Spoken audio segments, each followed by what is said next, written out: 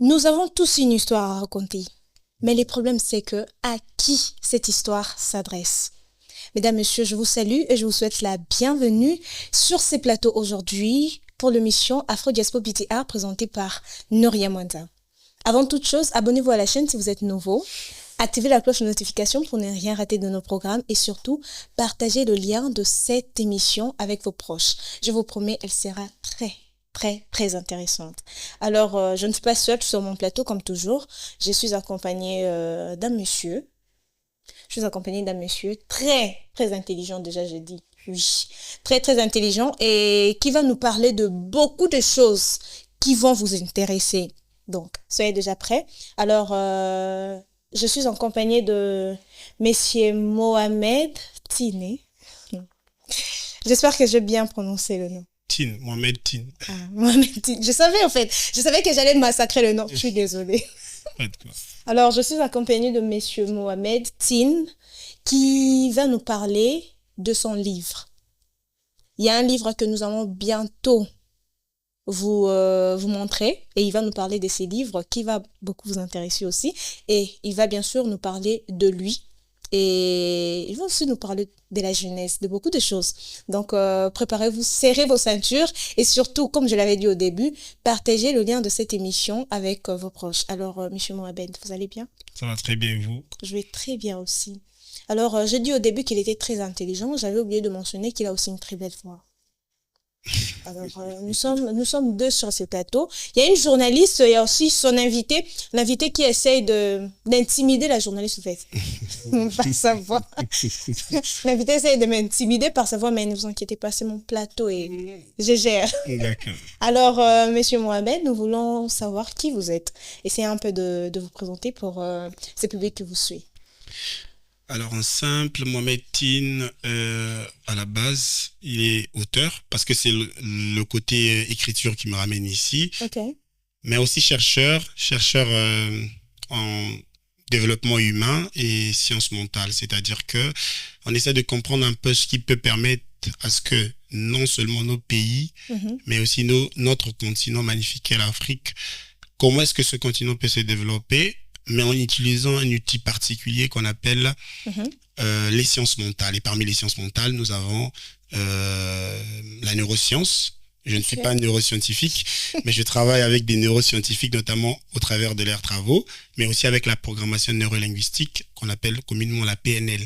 Et d'autres parlent du développement personnel, mais à la base, c'est la programmation neurolinguistique. Et grâce à ça, ça nous permet de pouvoir comprendre comment est-ce que on agit dans la société, comment est-ce qu'on peut changer une société du A vers B. Voilà. Ok. J'ai beaucoup de questions à vous poser par rapport à ce que vous avez dit, mais je reviendrai après. Alors, ça fait déjà combien de temps depuis que vous écrivez?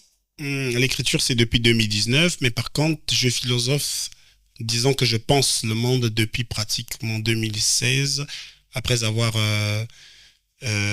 voilà, rencontré la philosophie, rencontré Platon, Emmanuel Kant, Guy Deleuze, et voilà, un autre, je vais dire philosophe qui a changé ma vie, qu'on appelle John Dewey, un pragmatiste, voilà. Donc je viens de là, donc c'est de ces écoles de pensée-là qui ont façonné ce que je suis aujourd'hui.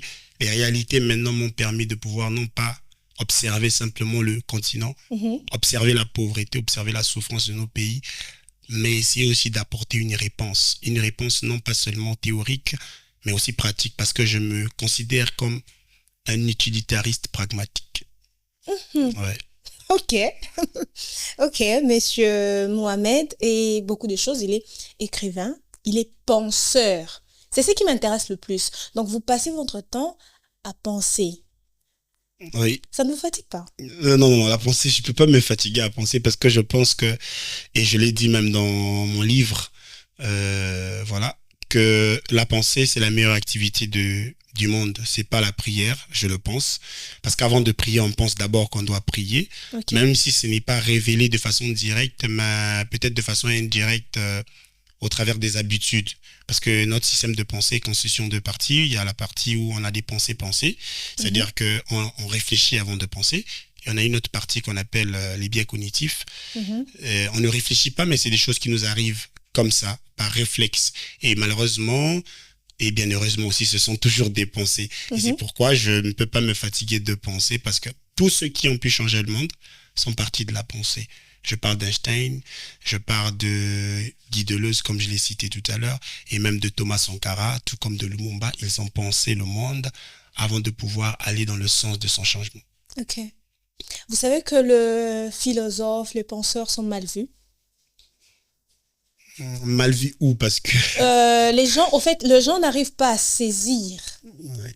dans la majeure partie des cas, c'est qu'ils essayent de faire comprendre aux gens. Ok. Mhm.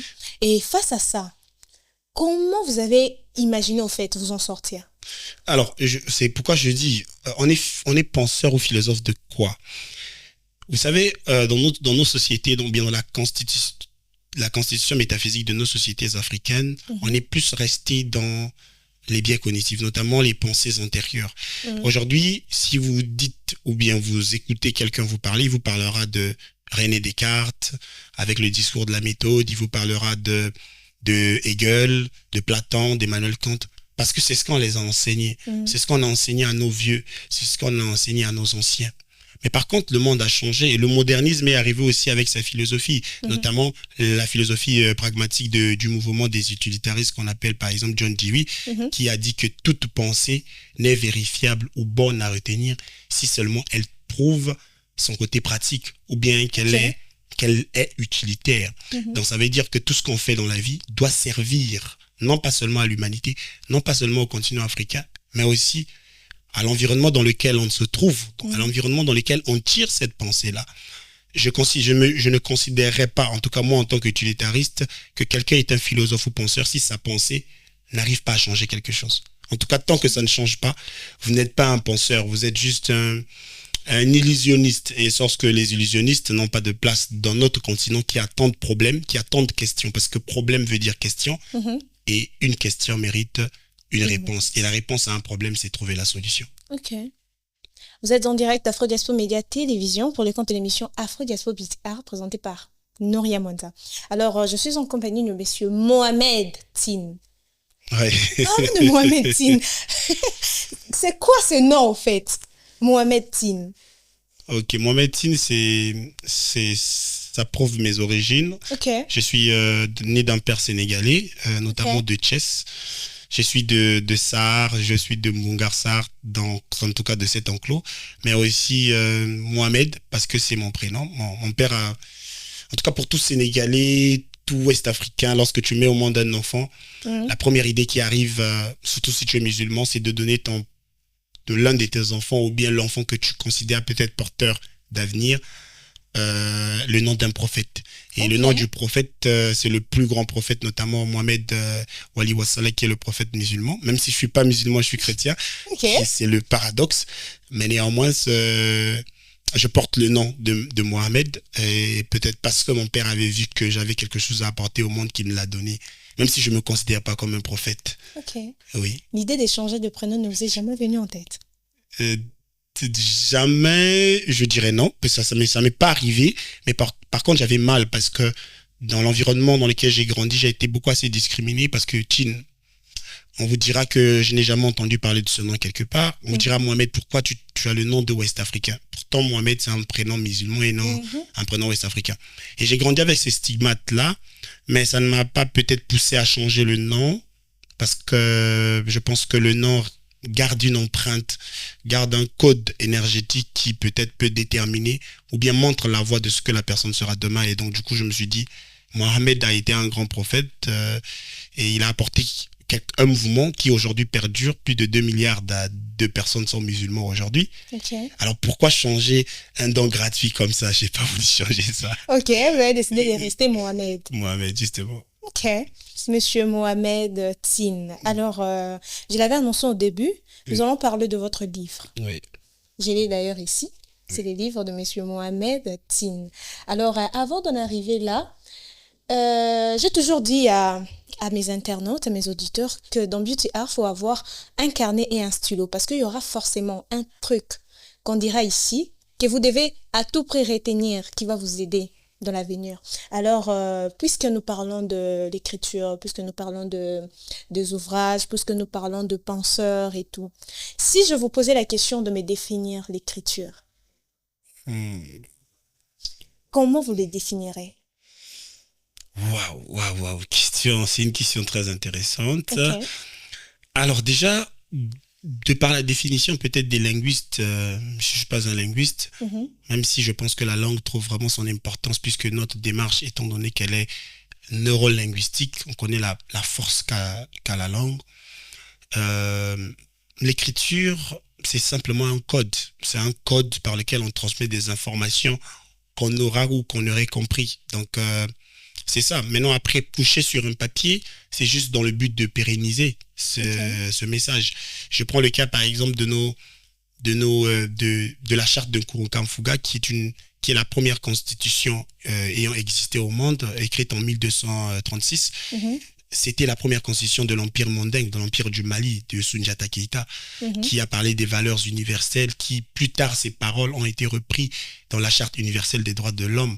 Et vous voyez aujourd'hui que c'était parti d'abord de l'oralité et ensuite Mhm. on a cherché un moyen de coder. Voilà. Parce que nous, en tant qu'Africains, on vient d'une tradition orale et du coup, on n'a pas connu, en tout cas à cette époque, des manières de codifier ou bien de pérenniser les Mhm. écritures. Mais aujourd'hui, cette charte est écrite pas dans l'objectif de seulement d'amplifier le message parce que le message était déjà connu de l'oralité, mais plutôt de préserver le message avec l'oralité qui ne fait que disparaître de plus en plus. Ok. Voilà. Ok. Ouais. Vous avez retenu, non? Je parle comme des Sénégalais. Vous avez retenu, non? C'est comme ça que vous parlez. Vous avez retenu? C'est ça, au fait. Alors, monsieur Tiné, la santé mentale, un pouvoir de la décision. La décision qu'il faut prendre pour tout renverser. Parlez-nous de ce livre. Parler de ce livre de façon grosso modo, c'est un peu difficile.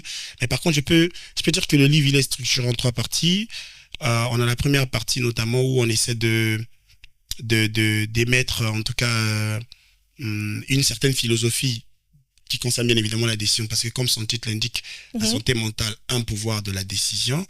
Le sous-titre, la décision qu'il faut prendre pour tout renverser, c'est parler de l'importance de la décision dans la vie de quelqu'un, notamment au travers de 5 chapitres où on essaie de dépeindre un peu les idéaux qui peuvent emmener quelqu'un à prendre une décision capable de pouvoir changer sa vie.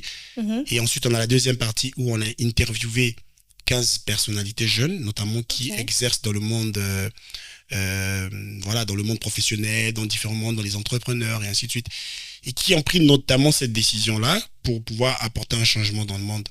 Et on essaie de les poser cette question essentielle, et ils essaient de se prêter à l'exercice en répondant, pour montrer, bien évidemment, ou prouver que la décision que nous avons fait part dans la première partie a été validée notamment. Ok. Donc quand je vous ai dit que on ne veut plus de penseurs contemplatifs, c'est-à-dire ceux qui observent simplement le monde en dépeignant une certaine poésie du monde, Mhm. mais des utilitaristes, des gens capables de penser le monde et de vérifier leurs pensées dans le but de pouvoir changer quelque chose qui existe déjà.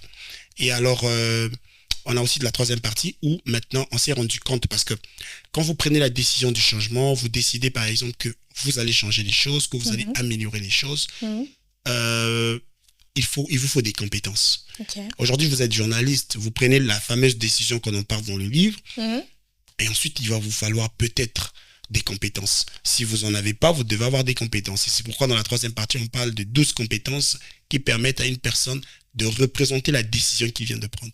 Ok. Donc, vous avez pris cette décision, oui, mais comment en être le résultat? Bien, il faut apprendre ces 12 compétences. Et ces Ok. compétences se trouvent dans ce livre. Ça a été une étude effectuée, bien évidemment, sur les besoins de la société, sur les besoins de la jeunesse aujourd'hui et surtout, on a pris en compte le modernisme. Actuellement, qu'est-ce qui marche pas, quelles sont les formations ou les métiers qui sont appelés à disparaître et donc quoi? Parce que le but de tout être humain, c'est d'être utile à la société. Mhm. Nous tous, on veut apporter quelque Quelque chose chose. à l'humanité, Mhm. qu'importe les manières. Alors du coup, avoir les compétences essentielles qui permettra de vendre cette chose-là Mhm. qu'on veut apporter à l'humanité, c'est très important et c'est pourquoi on a voulu proposer cela. Ok. Oui. J'ai une question un peu bizarre. J'ai une question un peu bizarre. Qu'est-ce qui vous a inspiré, au fait, de nous parler de tout ça? Alors l'inspiration, c'est peut-être, je serais peut-être pas direct, mais je dirais, ça part d'abord de moi-même parce que j'ai été malade mentalement à un certain moment. Ok. J'ai souffert de problèmes mentaux, mais bon, plus une maladie que beaucoup de gens ignorent, qu'on appelle la résignation acquise. C'est-à-dire que vous avez des compétences, vous avez des qualités, mais vous ne savez pas dans quoi est-ce que vous pouvez servir, par exemple. Ok. Et du coup, on appelle ça la résignation acquise. Et la conséquence, c'est la procrastination.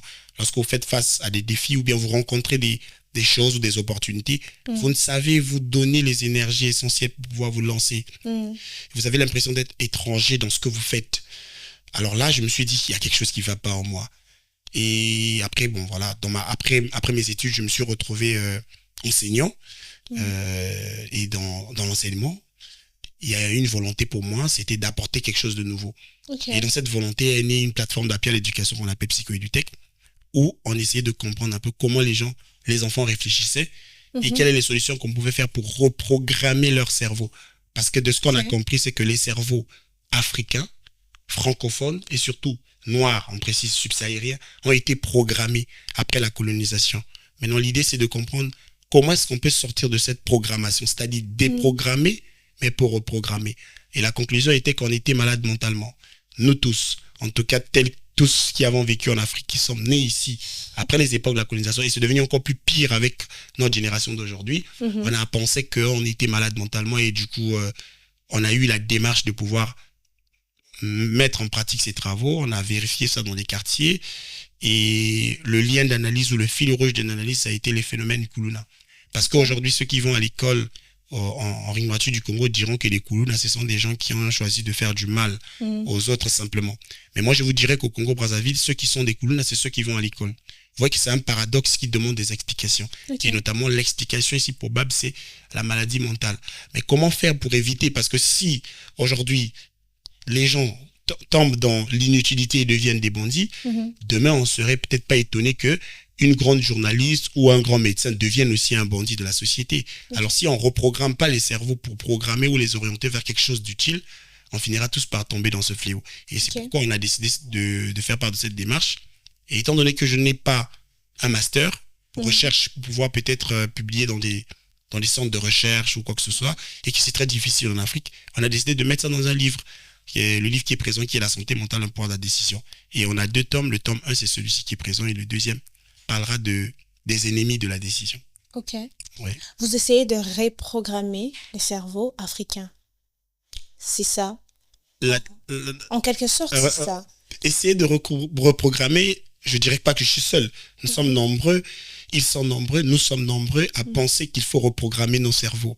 Puisque le président l'un des présidents de la République africaine, que je vais taire le nom, dira un jour que on a un problème mental.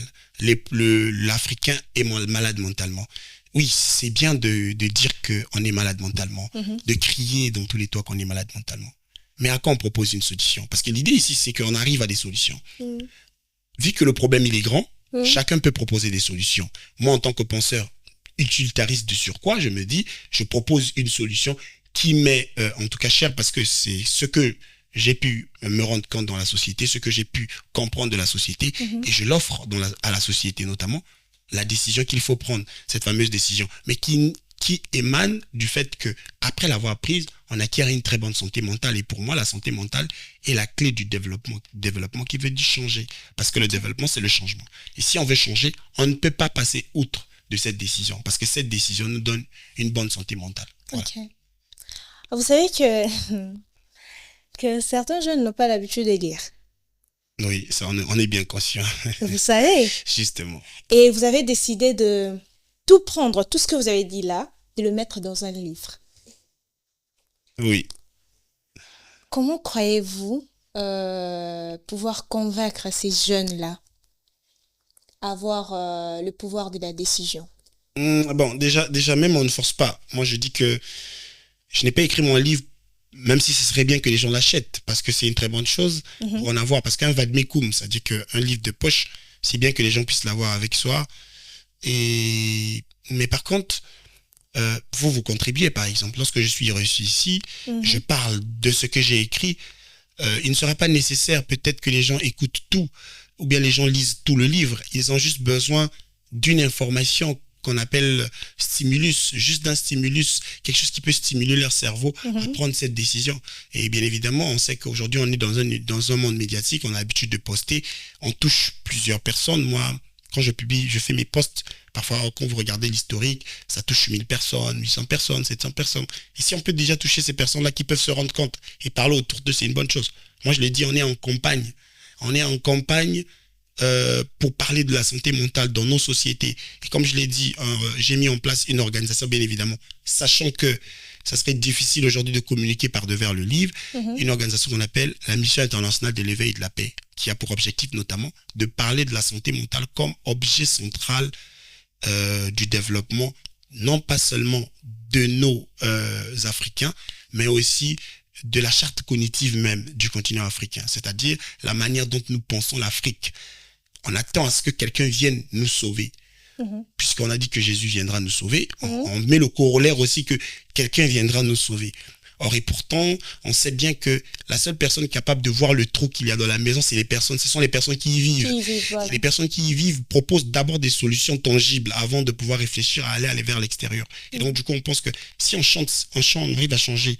Et je ne dis pas que je serai seul, on le fera peut-être ensemble. Il y a des gens qui le font déjà. Moi aussi, je le fais dans le champ dans lequel moi j'ai compris le monde, parce que on comprend le monde, non pas en fonction de ce qu'on voit, mais en fonction de comment l'on conçoit individuellement le monde. Et de la manière dont je conçois le monde, j'essaierai de dépeindre ça pour apporter une réponse à cette question de changement de mentalité. Et je pense que ça passe par la prise en compte d'abord de la santé mentale et la reprogrammation des cerveaux africains. Je pense que et c'est essentiel. Et je pense qu'on est même face à l'urgence. Ok.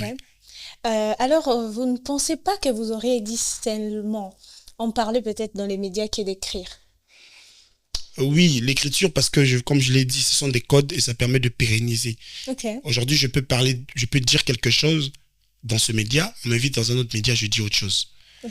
Je garde la même énergie, mais je peux dire ça autrement. Mais par contre, les écrits permettent de véhiculer un message dans la durée, bien évidemment, et c'est je peux dire, un support qui permet d'apporter quelque chose de nouveau. Et voilà pourquoi j'ai pensé peut-être l'écrire. Les médias, c'est pour toucher plusieurs personnes, mais on pense aussi à faire des descentes. On en a commencé quelques-unes. J'ai été invité à Brazzaville dans 2-3 ateliers débat d'idées où on parlait un peu de ça.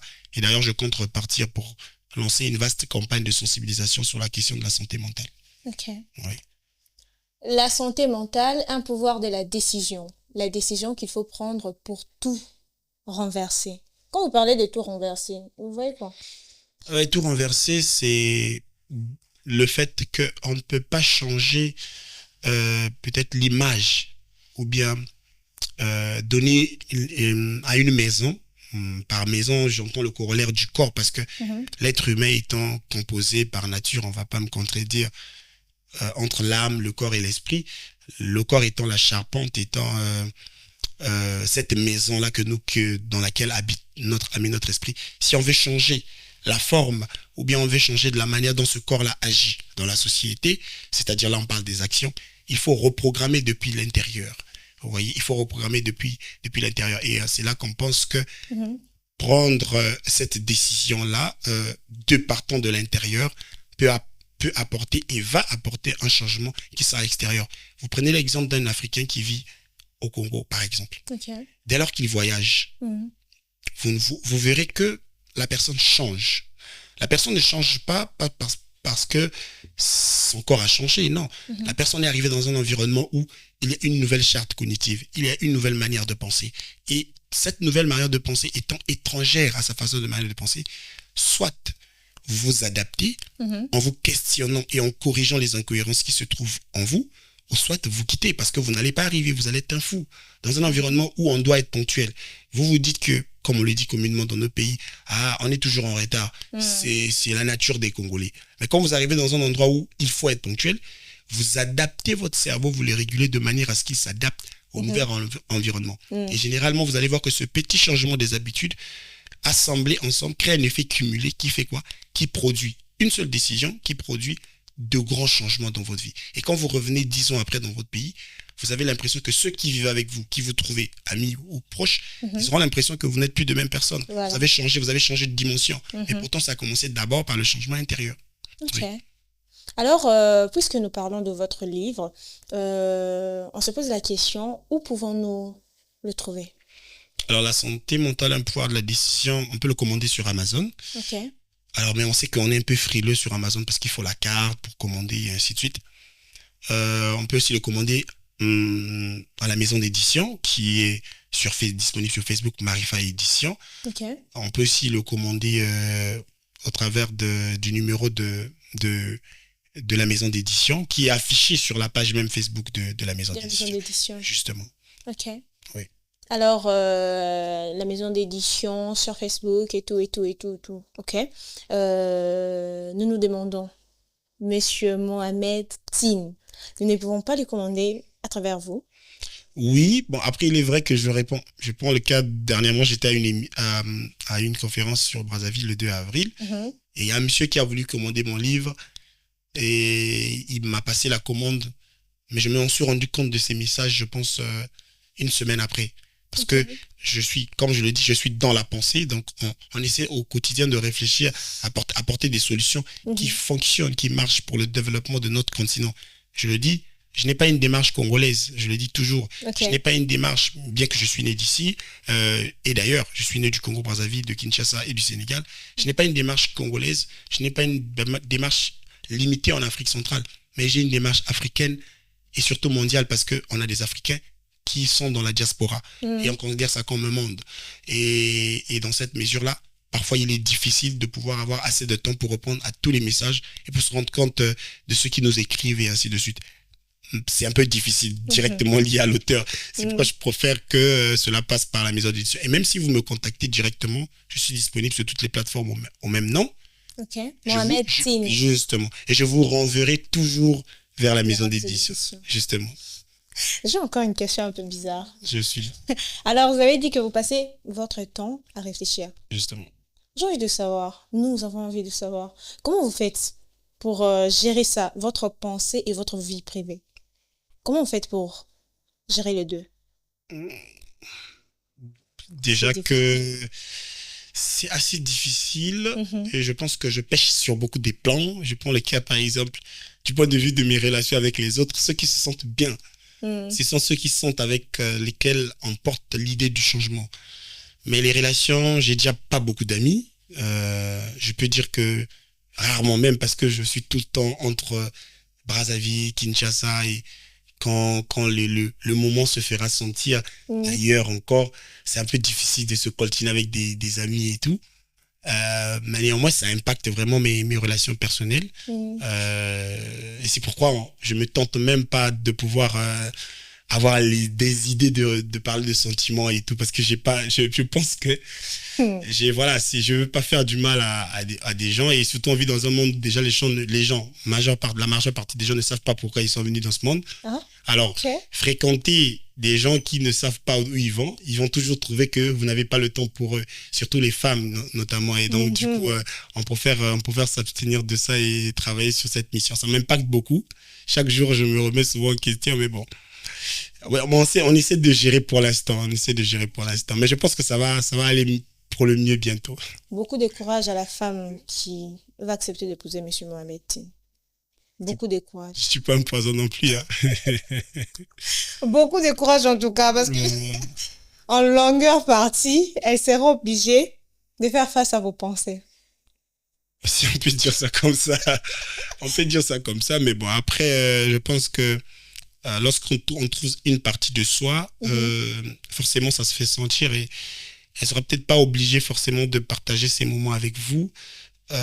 Mais elle peut être peut-être à l'épicentre du raisonnement. Elle peut être ce que vous n'avez pas. Voilà, donc déjà que quand vous pensez beaucoup, ça veut dire que vous utilisez beaucoup cette partie du cerveau qu'on appelle le cortex préfrontal. C'est-à-dire là où est logée la décision. Mais par contre, vous pêchez du côté émotionnel. Et du coup, déjà, on reconnaît la femme pour être l'usine même de la production des émotions fortes. Et donc, du coup, forcément, elle peut être ce complément que vous n'êtes pas. Et je pense que c'est la logique des choses, non? Ok. Alors, vous êtes en direct d'Afro Diaspo Média Télévision pour le compte de l'émission Afro Diaspo, Beauty Art présentée par moi, bien sûr. Abonnez-vous à la chaîne si vous êtes nouveau. Activez la cloche de notification pour ne rien rater. Et surtout, partagez le lien de cette émission. Il y a beaucoup de gens qui ont envie de lire ces livres. Il y a beaucoup de gens qui sont obligés de lire ces livres. Qui sont obligés, je répète encore, de lire ces livres. Alors, Monsieur Mohamed a dit que vous pouvez le commander à travers la maison d'édition, c'est ça? Bien sûr. Et le nom de la maison d'édition, c'est... Marifa Édition, oui. Marifa Édition sur Facebook. Vous pouvez commander. Alors, Monsieur Mohamed, nous arrivons déjà presque à la fin de l'émission, mais je ne peux pas vous laisser partir comme ça. J'ai une question un peu qui va vous pousser à réfléchir. Alors, si on vous posait la question de savoir, dans la tête de la jeunesse, c'est puissance ou impuissance? Comment vous répondrez? Puissance, impuissance dans la tête de la jeunesse. Bon, déjà... si vous faites l'étude du mot jeunesse, moi je crois pas à la jeunesse. Je crois pas à la jeunesse. Parce que le mot jeunesse veut dire changement. Le mot jeunesse veut dire reprogrammation. Et le mot reprogrammation est lié généralement à l'âge. Parce que lorsqu'on arrive à 12 ans pour les femmes, à 14 ans pour les hommes, on ressent le sentiment de la critique arriver en nous. Il y a certaines personnes, ça arrive plus tôt. Moi, ça m'est arrivé par exemple à 9 ans. Et c'est une torture dans votre environnement de pouvoir commencer à concevoir le monde de votre manière. Alors, puissance, impuissance de la jeunesse, c'est naturel. Simplement parce qu'on est face à un système. Et lorsque vous venez au monde, vous venez trouver un système. Et le mal se fait sentir de deux manières. La première manière, lorsque vous comprenez comment fonctionne le système, mais vous vous dites que l'Éternel qui vous a envoyé dans ce monde vous a placé en vous un système aussi que vous êtes censé apporter pour changer. Toutes les Écritures, vous allez lire la Bible, le Coran, le Talmud, prônent le fait que l'humain est venu rendre le monde meilleur. Alors, du coup, rendre le monde meilleur, ça veut dire que vous avez une part de mission à accomplir dans cet univers que nous avons aujourd'hui. Et si vous voulez l'apporter, vous pensez que ceux qui sont déjà habitués à ce système-là vont accepter les bras ouverts comme ça, bonjour, bonjour, et oui, on vous accepte. Non, pas du tout. Ils vont toujours se lever, ils vont toujours s'ériger comme des forteresses devant vous. Mais celui qui vous a envoyé dans ce monde, il a déjà tout préparé. En fait, tout est programmé parce que il vous a donné la force de pouvoir faire part de votre mission, mais aussi la force de résister à toutes les tentations. Et s'il arrivait que vous puissiez mourir pendant la mission, c'est une très bonne chose, donc c'était le plan, mais après vous verrez que les choses ne seront plus pareilles. Martin Luther King était venu pour lutter contre la ségrégation raciale, Malcolm X de la même manière, mais les deux sont morts. Et ils sont aujourd'hui des images iconiques du monde. Voilà. Ils ne les connaissent pas, Malcolm X, encore plus Martin Luther King Jr., qui aujourd'hui, même ses enfants, font peur aux États-Unis d'Amérique. Et si vous imaginez un grand pays comme les États-Unis, un noir avoir une journée fériée, c'est pas n'importe qui. Il a laissé un héritage grandiose à l'humanité. Et ils sont nombreux comme ça qui sont venus apporter quelque chose. Je vous parle d'Addo Atangama que peu de gens connaissent. C'est un Africain, il est camerounais. C'est le plus grand mathématicien du monde. Peu de gens ignorent, peu de gens connaissent. La majeure partie des gens ignorent que on a un Africain qui est le plus grand mathématicien du monde. Mais aujourd'hui, par rapport à ce qu'il produit comme résultat, il a été d'abord régné parce qu'on a supposé qu'il avait étudié dans un pays qui n'enseigne pas bien, qui est le Cameroun, par exemple, en Afrique. Mais après, il est parti dans les hautes sphères et aujourd'hui, il représente dignement l'Afrique dans une matière, les mathématiques, où aujourd'hui, on connaît que le programme des Nations Unies dit que l'Afrique subsaharienne ne représente que 3 à 6% de personnes qui s'intéressent aux matières scientifiques. Pourtant, le monde change qu'avec la science, justement. Et de deuxième côté, c'est le fait de ne rien faire. Quand vous observez le monde, je prends le cas de Kinshasa, où je l'ai dit dernièrement dans une émission, Kinshasa et Baby, Morezo Bongaté, et Kinshasa Foulou, c'est tout sale partout, oui. Mais pendant ce temps, quand vous prenez une bouteille de jus, vous finissez, vous jetez la bouteille. Voilà. Ça veut dire que vous observez, vous critiquez. Mais à quand le changement se fait sentir? Il faut changer les choses à un moment. Et je ne pense pas que le changement... Si tout le monde se dit, j'attends que quelqu'un change, personne ne va changer les choses. C'est quand on se dit que je veux changer les choses, je dois changer les choses, je commence, par rapport à mes actes, à poser des actes du changement.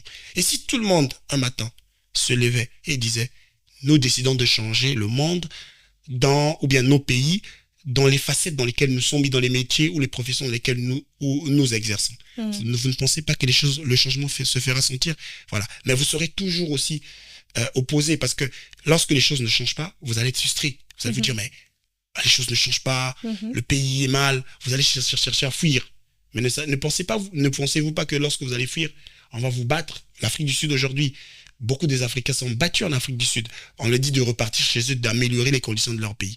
Le premier mal se fait sentir, il y a le trouble qui est là. Et de l'autre côté aussi, si vous décidez de changer, le trouble aussi se fait sentir. Alors moi, la question que je pose aux jeunes, face à ces deux pensées antagonistes, quel est le trouble que vous souhaitez ressentir? Celui qui attend et qui subit le trouble, ou celui qui agit en recevant les conséquences de ce trouble-là? Je pense que celui qui se fait acteur bénéficie plus, car il laisse une empreinte indélébile dans l'arbre de l'humanité. Voilà. La jeunesse, en réalité, la jeunesse signifie changement. Et les changements commencera à partir de nous, c'est ça. Bien sûr. Si nous décidons de changer les choses, nous changerons. Si nous décidons aussi de ne pas changer les choses ne changeront pas seules. Voilà un peu. Alors, nous comprenons que M. Mohamed a beaucoup à dire, mais nous courons derrière le temps. Alors, je vous demande de lire les livres et d'acheter aussi d'autres livres qui viendront après, c'est ça, non? Bien sûr. Alors, nous pouvons savoir le prix. Et oui, il est écrit derrière, c'est à $25. $25, 26 € et 15 000 francs CFA pour ceux qui sont du côté de Brazzaville. Ok.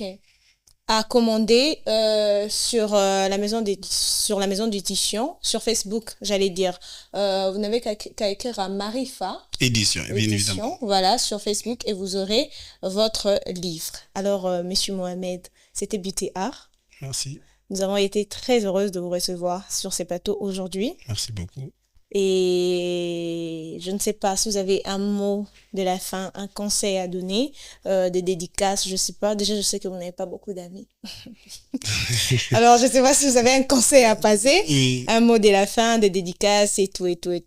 D'accord. Alors, le mot de la fin ici serait peut-être assez simple. Déjà, j'aimerais parler d'une personne importante parce que c'est vrai que je travaille depuis très longtemps avec pas mal de gens, notamment Loveni, c'est un ami depuis Brazzaville, sur lequel on se prépare à cette grande campagne que nous allons organiser dans toute la République du Congo, Brazzaville, notamment sur la santé mentale. Et aussi à mon petit frère, parce que mon petit frère Martine, qui est mon chargé de communication, c'est lui qui me donne de conseils en matière de communication. La science n'est pas infuse, donc il y a des domaines sur lesquels on pêche parfois. Voilà. Et donc il me donne pas mal de conseils. Il s'appelle Martine. Et vraiment, j'apprécie beaucoup ce qu'il fait. Et c'est lui qui m'aide vraiment à bien présenter ce que je sais faire déjà, parce que tout ne dépend pas de ce que vous faites, mais comment vous présentez ce que vous faites. Alors, c'est ce qui est très important. Et bon, après, le dernier message, c'est peut-être à la jeunesse africaine de se prendre en charge, de décider d'agir, de changer les choses, car c'est nous qu'on attend au tournant et c'est nous qui pouvons changer. Et si nous décidons de changer les choses, en ayant une bonne santé mentale, je pense qu'on sera non seulement de bons chrétiens, non seulement de bons spiritains ou spirituels de différentes religions, mais aussi on sera de bons citoyens de nos pays, de notre continent et surtout de bons citoyens du monde, effectivement. Décidons de changer en ayant une bonne santé mentale. C'est tout ce que nous avons à retenir aujourd'hui. Alors, messieurs et dames, j'étais très heureuse de vous avoir sur mon plateau aujourd'hui. Je sais que ça fait très longtemps. Mais je vous aime énormément. Je suis très heureuse d'avoir partagé ce plateau avec Monsieur Mohamed. Merci beaucoup. Qui parle bien. Je vous l'avais dit au début. Vous l'avez vu, hein, il parle très bien. Il m'a intimidé parfois, mais c'était mon plateau. C'était mon plateau. Alors, on se donne rendez-vous très prochainement avec le même plaisir sur Afro Diaspora Média.